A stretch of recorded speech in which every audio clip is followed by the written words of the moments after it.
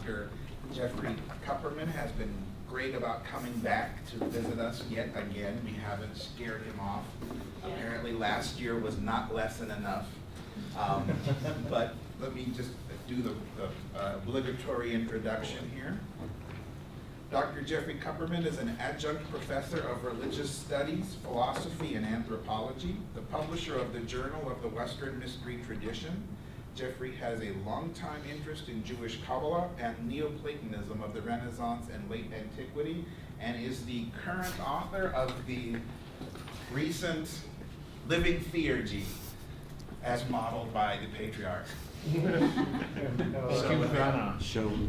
Without further ado, I'm going to turn everything over to Jeffrey. Thank you. Thank you, sir.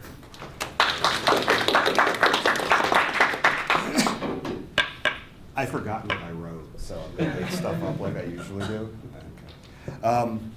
So I've been reading lots of Pseudo-Dionysius recently, for reasons, really. So you're all vaguely familiar or not familiar with Pseudo-Dionysius, so I can skip the general introduction. The usual, a late 5th or early 6th century theologian. I'm interested in theurgy, as you might imagine from the book thing. And Dionysius is a Neoplatonist, right? People will argue over it and usually desperately try to cling on to him being just a pure proto-Orthodox Christian.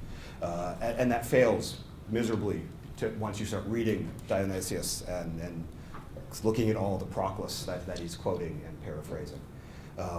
And he's got this, the books, Dionysius, the celestial hierarchy and all that. And so he's got one of these, the ecclesiastical hierarchy, which you think is just going to be about priests.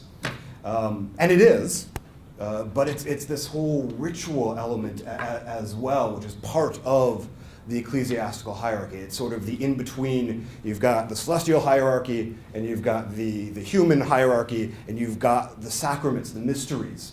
It's as the bridge between them. And you look at that, and if you've read Proclus or Lucas, you go, oh, it's theurgy.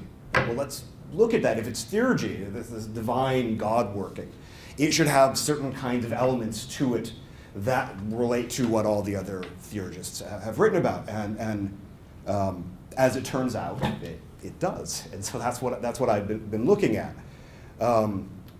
He has 5 sacraments that he writes about. Baptism, what he calls illumination, synaxis, the Eucharist, the blessing of and blessing by the chrism. So there's a ritual to bless the chrism itself and then its use within baptism, initiation into holy orders, and then there's a rite for the sacred dead, which the language suggests it's not just the last rites, but something done for saints or some saint-like figures. And a lot of time when people are talking about these, and there are dozens and dozens and dozens of papers and books on the subject, they'll talk about, and he has these rituals.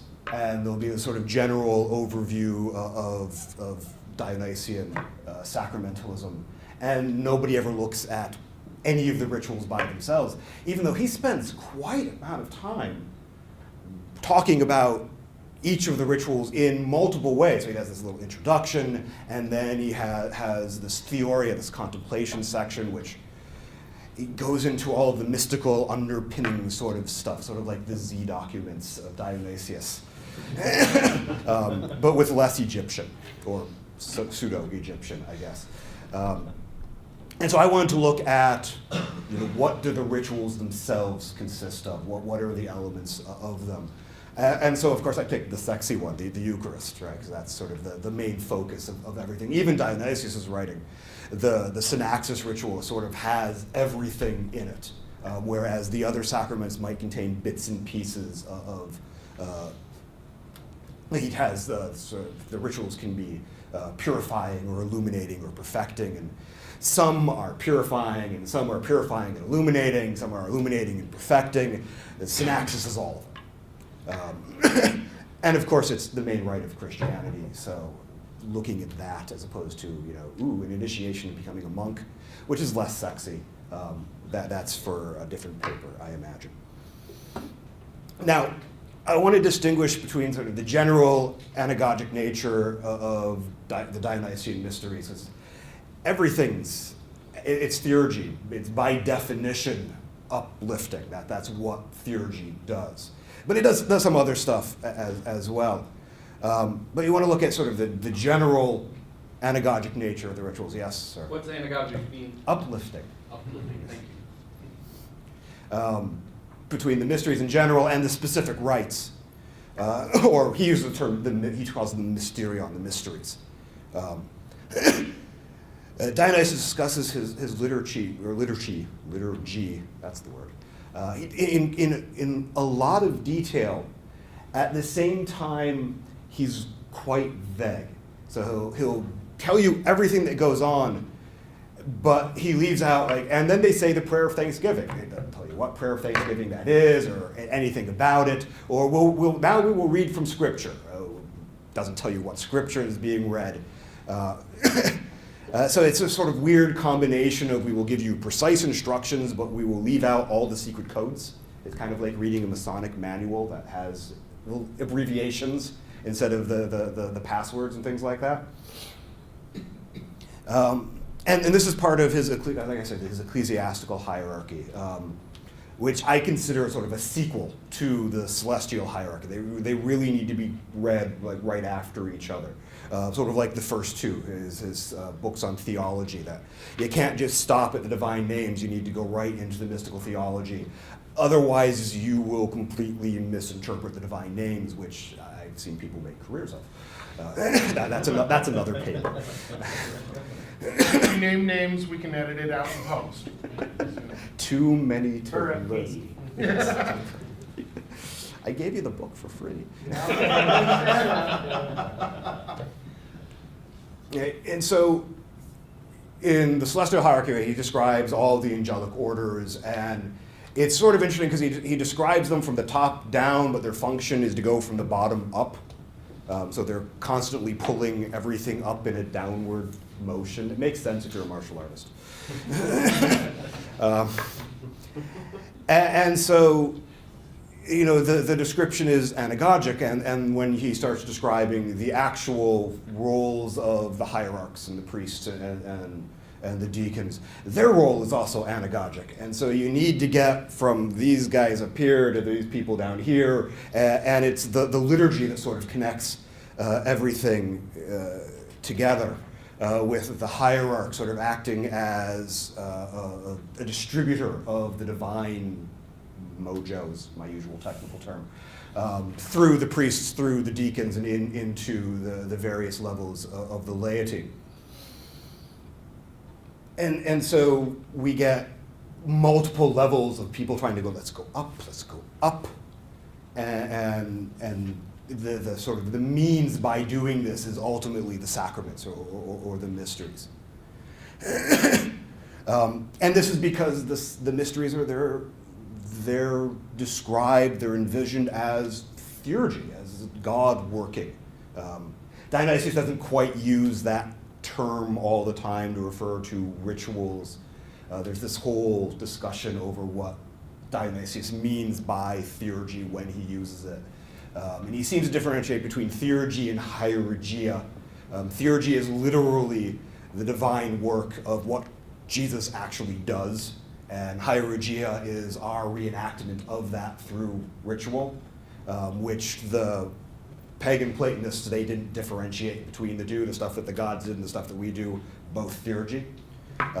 And we could go on forever about why he separates them, but we're not going to. And so we want to look at sort of the nature of the rituals themselves as likenesses of what the gods, or in this case God or Christ, does. We have likenesses of intelligible things that we find within the Neoplatonic corpus in general. And these likenesses, they're generally referred to as either Sunthemata or symbolon or sima, tokens, symbols, and signs. And the exact distinction between these three things is somewhat unclear. They're not quite used interchangeably, but they come really close. But what these are what I describe as being manifestations of the Platonic forms, the ideas associated with the gods or with Christ in the realm of generation. So in like classical Platonism, you would find something like the rooster as a solar Sunthema. And if you got enough of the right solar Sunthema together, Sunthemata together, and you sacrificed them properly and prayed them, they would activate the symbols within you that correspond to them, and thus lift you up to become closer to that God. In this case, as we're talking about the Eucharist, we're dealing with Jesus as God, specifically that divine form. So Dionysius, he describes each of his rituals making up his sacraments, which is nice of him, if nothing else. And there are three sections, usually. He has a general introduction, and then he has this sort of rubric outline of the step-by-step, and then like the theoria, the contemplation. And that he calls it theoria is sort of interesting, because within Neoplatonic tradition, theoria isn't just going, It's a meditative spiritual practice. So you can presumably access an element of the ritual simply by studying and meditating upon the description of them, not just by going through them. But what I think really what he has in mind here is that by understanding them in theory, in practice, you access a different level of them. As opposed to just sort of going through the motions, you access the mojo, as we might say, or at least I would say. The introduction describes the overall purpose of the mystery and what it's supposed to accomplish, whether it's illuminating or perfecting or something like that. The rubric basically is the order of operation, step by step by step. First, we bless the room, and then we kick out all of the people who aren't supposed to be there, and things like that.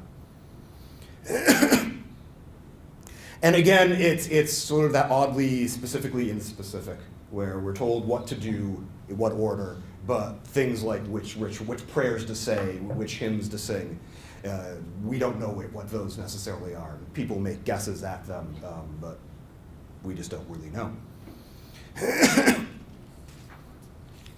And then there's the theoria section, which is usually pages and pages and pages, because that's the important stuff. And this is where you get that inner meeting of what's going on. Now, the mystery of synaxis, a gathering, an assembly, Dionysius calls it the initiation of initiations. He says that it both collects our divided lives into uniform deification and gives communion and union with the one by the godlike folding together of our diversities. So it's a many becoming one sort of thing, which is a common theme in Neoplatonic thought. Everything comes from the one, it diversifies into the many, and then we go back up to the one. And in fact, Iamblichus, in his commentary on the Philebus, uses almost the exact same sort of language. He describes as general function of hieratic worship to make us like God so far as possible, with that so far as possible part being really important. Because there's always that, in Platonic ontology, this late Platonic ontology, there's always that divide between us and what's above us, and we can never become more than what we are.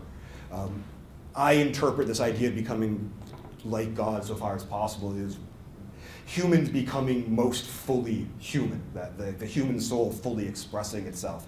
That is its fullest form of divinity. And in late Platonic thought, there's this idea of the greater kinds, these divine levels of gods and angels and archangels and daemons, and the purified human soul is the lowest level of divinity.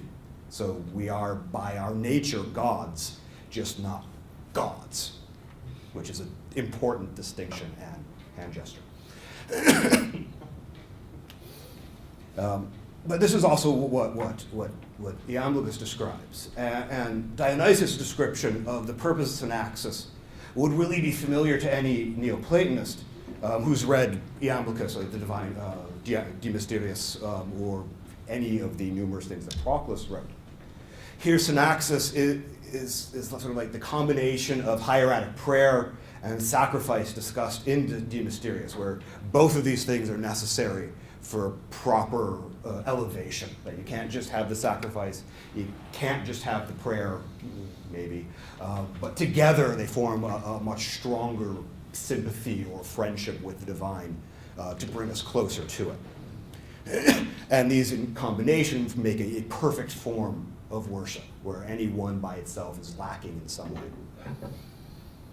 Now, Dionysius describes about 17 steps in the synaxis ritual. It begins with a prayer by the hierarch, the bishop who is presiding. And in Dionysius' sacraments, the bishop is pretty much doing everything.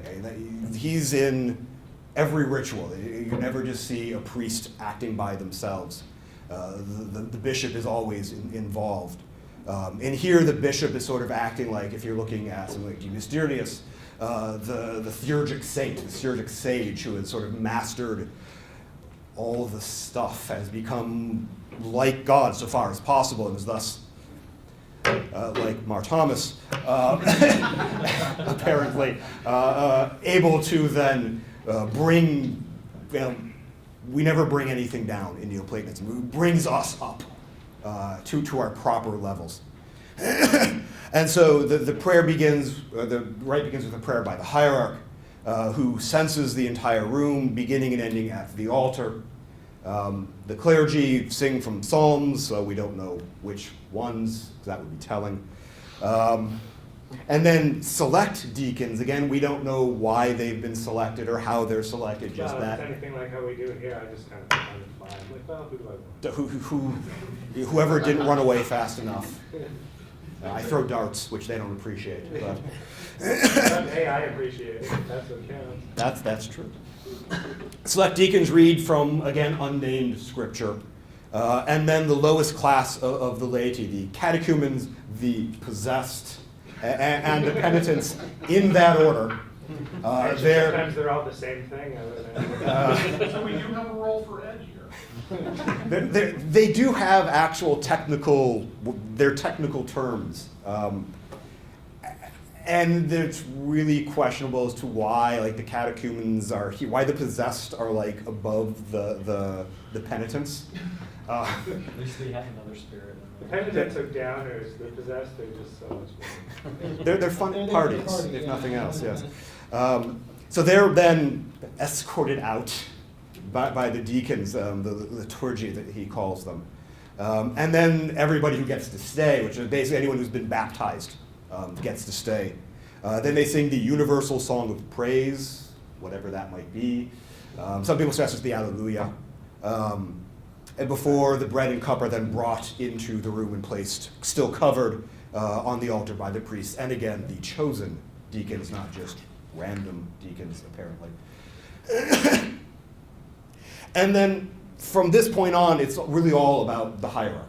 The hierarch becomes the main actor. Begins the next phase with prayer, we don't know which one, and the declaration of the kiss of peace, which is something we actually know what that is, so hey, that's 1 out of 17. And then the names on a sacred diptych are read, and the hierarch and the priest wash up, because it's sort of like the sacrificial part before the sacrifice.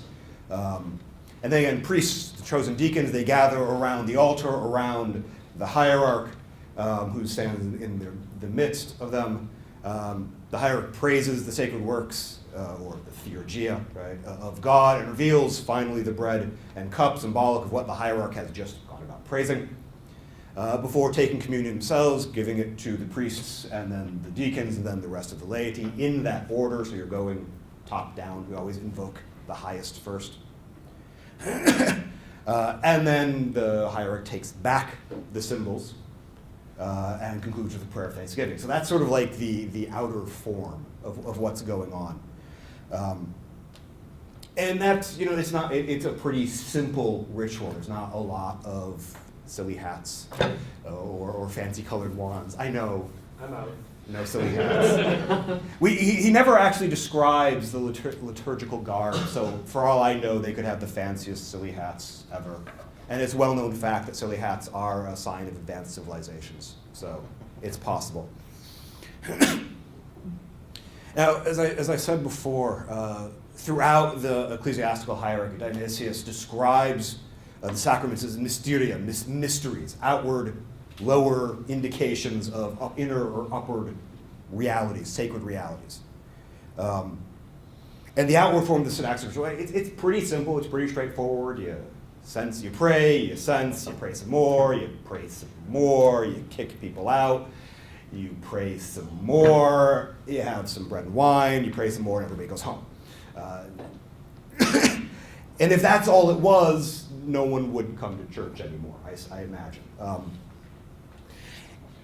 The outward form is simple, the theoria is much more complex. And that's much more what I want to look at, is sort of the individual elements of what's going on sort of behind the veil of physical matter.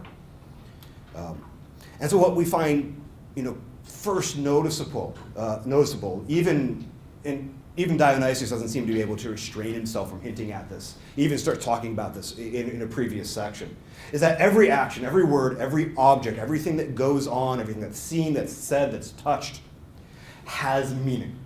There's nothing accidental going on. There's no random bits, oh, that will look nice, let's put that there. It must represent something else. And our attention is drawn to this in the earlier description, where the bread and cup are described as symbols of divine activity, which the hierarch then imitates. So the hierarch isn't just the ringmaster, though it may seem that way sometimes. But the hierarch is himself a symbol of what's going on, is in imitation of the divine principles, is effectively an imitation of Christ. For the purposes of the rite.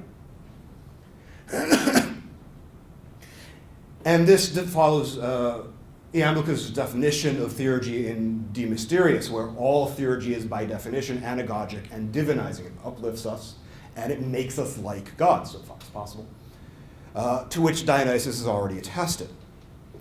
And while all this is hinted at already, Dionysius describes it in earnest in this theoria sections throughout the 7 chapters. And so it's here that Dionysius begins with the censing of the room by the hierarch. So the simple act of walking around with the censer is filled with meaning. He seems to be following Proclus in this. Proclus describes this procession of souls. Usually, we abide, we proceed, and then revert back to that which we originally were. And what we're finding now is that Dionysius is heavily dependent on Proclus, on the elements of theology, his Platonic theology. So there's a lot of Proclus ideology as well as Proclean language. So by the hierarch starting at the front, right, at the place of Christ, effectively, or the one, and making this circular motion around, he is effectively abiding, proceeding, and reverting, and bringing everybody else who's there into that motion. One of the things that Iamblichus and Proclus, and they get this from Plato, talk about is the motion of the soul. And that the movement of the soul properly is circular. It mimics the movement of the gods. But when we incarnate and we get messed up, it becomes straight. And so by beginning with the circular motion, it is reminding us of our own proper motion, our own imitation of divine motion.